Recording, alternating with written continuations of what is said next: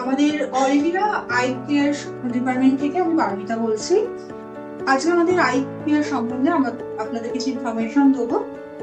আচ্ছা, আমাদের এটা যেটা আছে সেটা হচ্ছে কি আপ্পা সামির সিয়ানা মেশিন।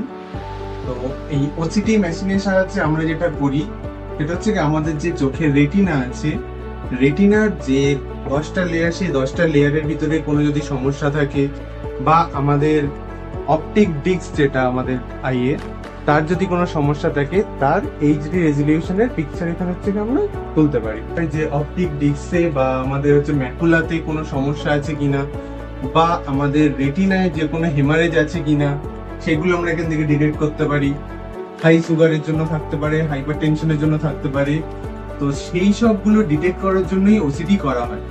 আচ্ছা, ওসিটিতে আমরা যে হচ্ছে কি রেটিনার যে লেয়ারটা কিভাবে দেখি, এই যে হচ্ছে কি আমাদের রেটিনার যে 10টা লেয়ার, এই যেমন ইন্টারনাল লিমিটিং মেমব্রেন থেকে আরম্ভ করে এই যে পরপর সমস্ত লেয়ার আমরা হচ্ছে কি একটার পর একটা দেখতে পাই এখানে। এই ওসিটি যেমন এটা হচ্ছে একটা নর্মাল আইয়ের ওসিটি, কিন্তু আর্লি যে হচ্ছে কি আমরা যদি এই এক্সামিনেশন গুলো করে থাকি তাহলে আমাদের রেটিনাতে যদি কোনো প্রবলেম হয়ে থাকে সেটা আমাদের আর্লি ডিটেক্ট হয়ে যাবে।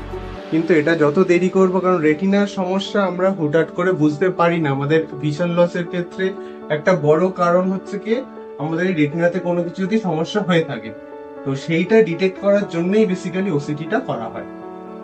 এবারে আপনাদের আমি বায়োমেট্রি সম্বন্ধে কিছু জানাবো। যেমন আমাদের অরুলিয়ার আই কেয়ারে আপ্পা সামির আপ্পা ম্যাক্স যেটা, সেটা হচ্ছে কি বায়োমেট্রি আছে। এটা হচ্ছে কি আমাদের স্ক্যান মেশিন।